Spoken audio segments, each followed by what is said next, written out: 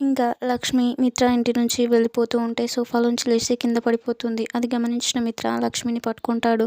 లక్ష్మిని అలా పట్టుకోవడం చూసిన దేవయాని, మనీష ఒక్కసారి షాక్లోకి వెళ్ళిపోతారు. మిత్ర మాత్రం లక్ష్మి కింద పడిపోకుండా తనని అలాగే హోల్డ్ చేసి పట్టుకొని ఉంటారు. ఇంకా వీళ్ళిద్దరూ మాత్రం అలానే చూస్తూ ఉండిపోతూ ఉంటారు. మిత్ర లక్ష్మిని కాపాడి ఇంకా అక్కడి నుంచి వెళ్ళిపోతూ ఉంటే లక్ష్మి మిత్రాన్ని చూసి నన్ను క్షమించండి, అనుకోకుండా జరిగింది అని చెప్పి లక్ష్మి మిత్రతో అంటుంది. అందుకు మిత్ర పర్వాలేదు, ఇంక ముందు చూసుకొని నడవండి కాస్త అని చెప్పి మిత్ర లక్ష్మితో అంటే మనీష, దేవయాని మాత్రం ఏమీ అర్థం కాకుండా వాళ్ళిద్దరిని అలాగే చూస్తూ ఉండిపోతారు. లక్ష్మి మాత్రం మిత్రకు క్షమాపణలు చెప్పి ఇంకా ఇంటి నుంచి బయలుదేరడానికి వెళ్ళిపోతుంటుంది. వెళ్ళిపోతున్నప్పుడు మిత్ర లక్ష్మిని పిలుస్తాడు. ఇలా అని ఆగండి అని చెప్పి లక్ష్మిని పిలవడంతో లక్ష్మి ఒక్కసారి ఉలిక్కి పడుతుంది.